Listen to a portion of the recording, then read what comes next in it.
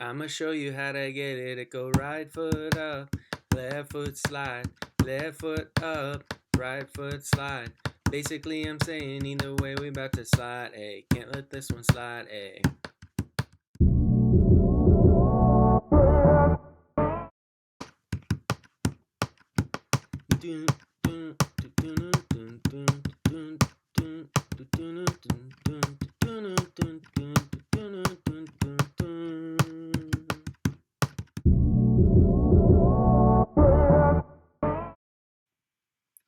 Ooh, na na na. Ooh, na na na. Ooh, na na, ooh, na na, ooh, ooh, ooh, ooh, ooh, na na na. Ooh, na na.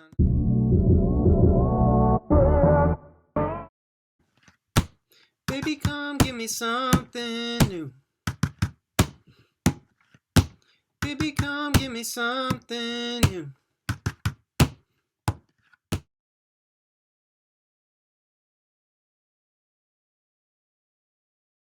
Hi Stronghold, I hope you guys are doing awesome. I have my cat and my Stronghold shirt on today for our little devotional. I hope you guys are doing well. I hope you're going outside, you're doing your schoolwork, of course, and spending time with your family and just having a little bit of extra patience for them. Okay, so the verse I'm going to be talking about is in Psalms, and it's, "The Lord is my strength and my shield. In him my heart trusts, and I am helped. My heart exults, and with my song I give thanks to him." This is talking about how the Lord is our strength and that we need to put our trust in him. Because he is good time and time again. And we just have to trust that he knows what he's doing with this pandemic and that we will all be safe after this. And I know it doesn't always feel like that. I know it's hard to believe, but just try to trust in him. Bye.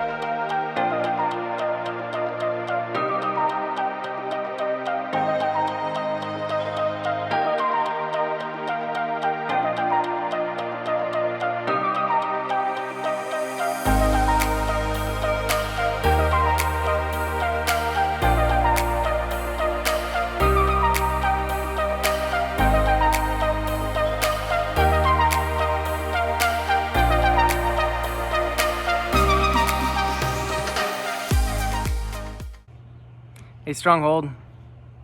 I don't know about you, but this season has brought up a lot of feelings for me, being sheltered in place.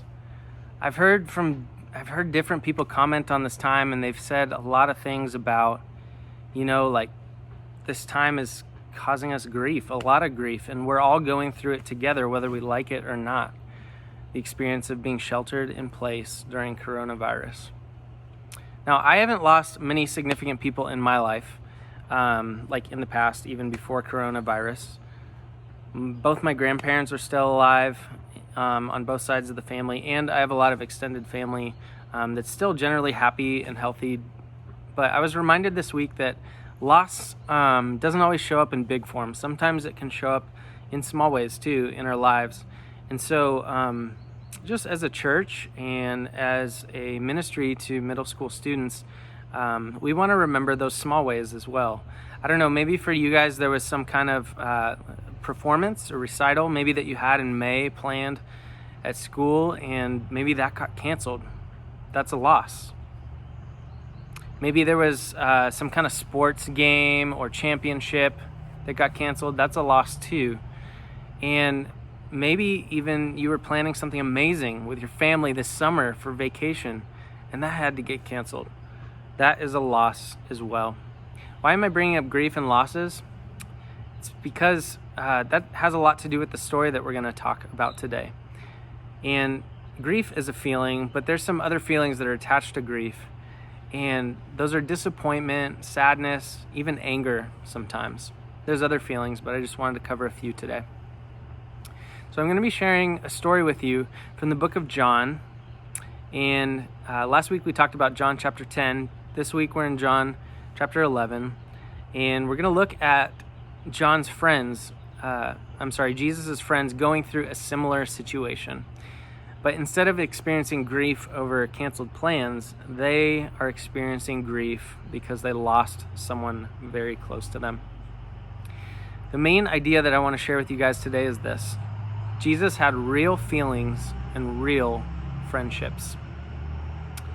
All right, so here goes. I'm going to read to you from John chapter 11, and we're not going to read the whole thing, but a couple of verses. So it starts out like this. Now a certain man was ill, Lazarus of Bethany, in the village of Mary and her sister Martha. It was Mary who anointed the Lord with ointment and wiped his feet with her hair, whose brother Lazarus was ill. So the sisters sent to him, saying, Lord, he whom you love is ill or sick. But when Jesus heard it, he said, This sickness does not lead to death. It is for the glory of God, so that the Son of God may be glorified through it. Now Jesus loved Martha and her sister and Lazarus. Okay, I'm going to pause there. Who would you consider to be some of your closest friends? Think about that for a moment. For Jesus, John tells us that Mary, Martha, and Lazarus were some of Jesus' closest friends. Even though Jesus was God, he came in human form and he had real friends. I love that we get a taste of who Jesus was here. During his life, he also had tender moments, real friends, and as we'll hear later, he had real feelings as well. In the next part of the story, we find out that Mary and Martha wanted Jesus to come quickly because they believed that Jesus could heal their brother Lazarus. Now, do you have a problem that seems so great that you really want Jesus to step in and do something about it? Maybe coronavirus is that thing. I know I've been talking to a couple of you guys this week, and you were saying, yeah, man, if God could just step in and take this whole thing away. Well, hey, that's a feeling that Martha had as well when her brother Lazarus was going through this story. So let me read what happened so you can track along with me. In verse 21, Martha says to Jesus, Lord, if you had been here, my brother would not have died. She's going from a point of, she's arriving at a point of anger, right, with Jesus. Like, Jesus, man, if you had just stepped in and done something, things would have been different. Things would have not turned out this way. Now, what are the qualities that make for a good friend? Think about that for a moment. Someone who is reliable, someone who sticks by your side no matter what, someone who can sit with you during the most vulnerable moments that you're going through. A good friend is someone who truly cares about you, and not just what you can do for them, but they love you for who you are, right? Jesus proves to be all these things to Martha in one of her greatest points of need. Think about it. Is there anything in your life where you need Jesus' comfort right now? Is there any place in your life where you feel like you need to trust God will come through for you, kind of like Martha had to do in this story? When we feel that God might be distant, we can remember that Jesus had real friendships and real feelings. Jesus had real friendships and real feelings. Later in the story, we read that Jesus wept. In fact, some of you guys know that that's the shortest verse in the Bible, John 11:35. Jesus wept. The Bible tells us that he wept because he saw the sickness that had made Lazarus die, or so the people thought. That's what happened. I love the fact that even though Jesus knew he was going to be able to heal Lazarus, he took a moment to pause and to be present in the situation, in the moment, and crying. And he wasn't afraid to cry over what happened to Lazarus, even in the presence of Mary and Martha. Aren't good friends like that, though? They have time to be present with you, to laugh deeply or to cry deeply, even when you're going through something difficult. I also love this because Jesus himself wasn't afraid to cry. Sometimes as a guy, I'm afraid to cry. It's easier to be stronger or to feel like I have it all together. But Jesus here wasn't afraid to cry, and I love that about Jesus. Don't you? He was God, yes, but he was also human, like we talked about before. And this is one of those stories where Jesus isn't just strong and mighty, but he shows like this vulnerable side upon finding out this news of his good friend Lazarus, who had just died. The truth about what we're talking about today is that Jesus doesn't want to be friends with Mary, Martha, and Lazarus. He wants that, yes, but ultimately he wanted more for them too. John chapter 3:16, earlier in the book of John, says this: "For God so loved the world that he gave his one and only Son, that whoever believes in him should not perish, but have everlasting life." Why am I sharing that verse with you again in the midst of John chapter 11? It's because Jesus came to earth for each and every one of us. Yes, of course, because Jesus cried, he cared about Lazarus dying and then wanted to do something about it. But he also cared for the spiritual state of Lazarus, Mary, and Martha as well. That means for you and me, his heart is for friendship. He wants a relationship with us. And love comes from a deep place of compassion in this case. God was so interested in the world, so compassionate towards the world, like we heard about in John 3:16, that he knew we needed the person of Jesus to come through for us.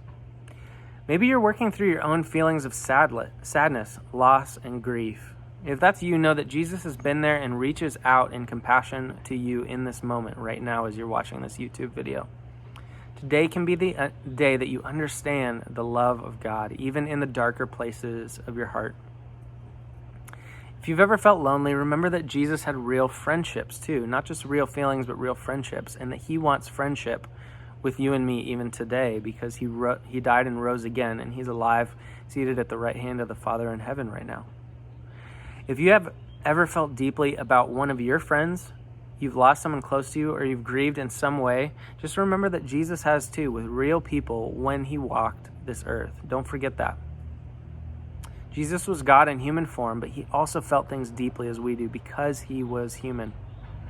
As I close today, remember that Jesus wants a deep and personal relationship with each of us. Thanks for listening and for tuning in today.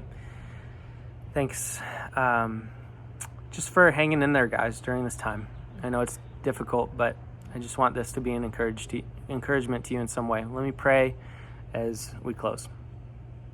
God, we thank you for this time. Lord, help us in our grief and our loss and just all that we're going through. God, help us not to dismiss canceled plans, but to acknowledge and move through those feelings, even as we look to you for hope. God, I thank you for the rest of John chapter 11 that we read, that Lazarus didn't just stay dead, but he actually was raised to life. It's one of the miracle stories, Jesus, where you healed and you raised Lazarus to life. And so your power is greater than anything that we could ask or imagine, or it's greater than our government. It's greater than the control that we have or that we think we have. So we want to lean on you today. We trust you and we put everything back into your hands. Please take this virus away from us, but Lord, in the meantime, help us to learn in the midst of it as you carry us through these trials. We love you. Pray these things in your name. Amen. Hey, Stronghold. Eric here. I wanted to sing a song with you guys called Living Hope. This is by Phil Wickham.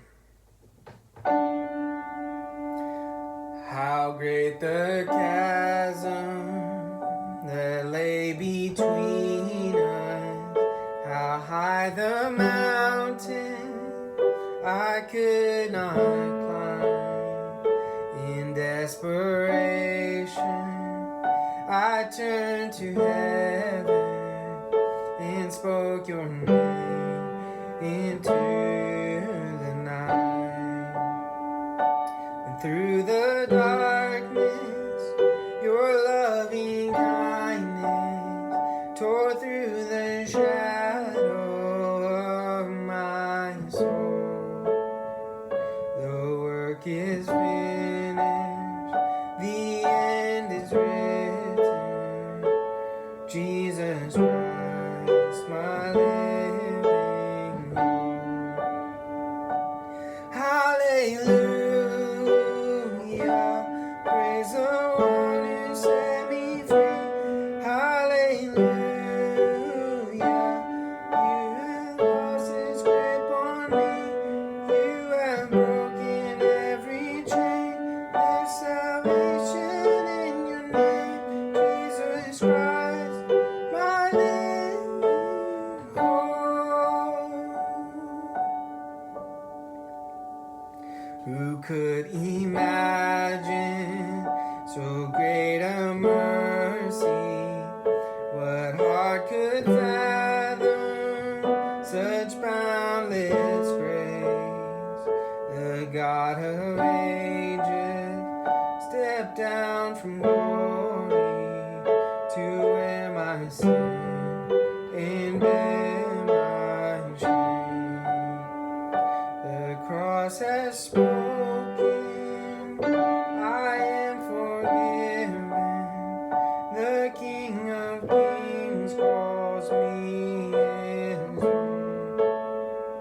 Beautiful Savior, I'm yours forever. Jesus Christ, my living hope. Hallelujah, praise the one who set me free. Hallelujah, death has lost its grip on me. You have broken every chain. There's salvation in your name, Jesus Christ, my living hope.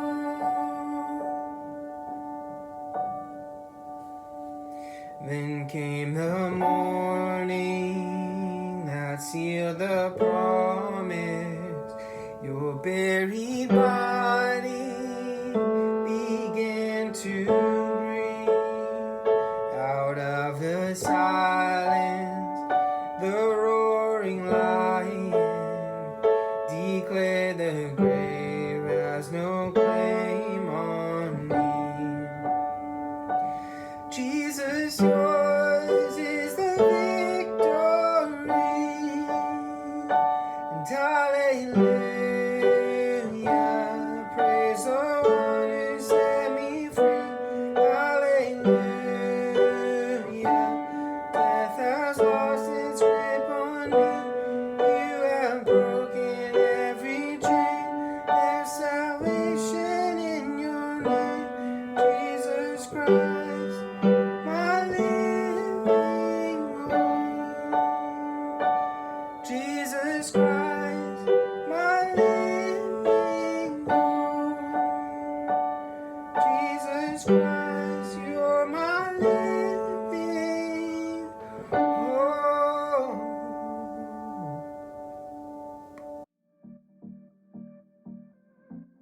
Hey Stronghold, hope you enjoyed tuning in tonight. A couple announcements for you before we sign off.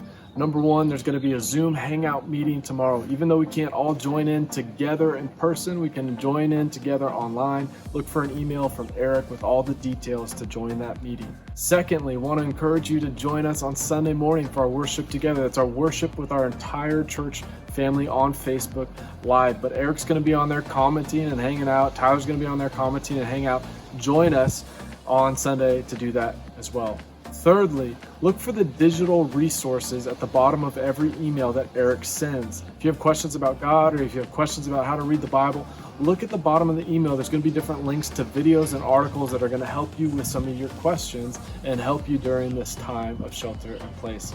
Lastly, go ahead and like this video, comment, subscribe to our YouTube channel. If you're watching this on IGTV, do that as well. We love you guys. We miss you guys. We'll see you soon.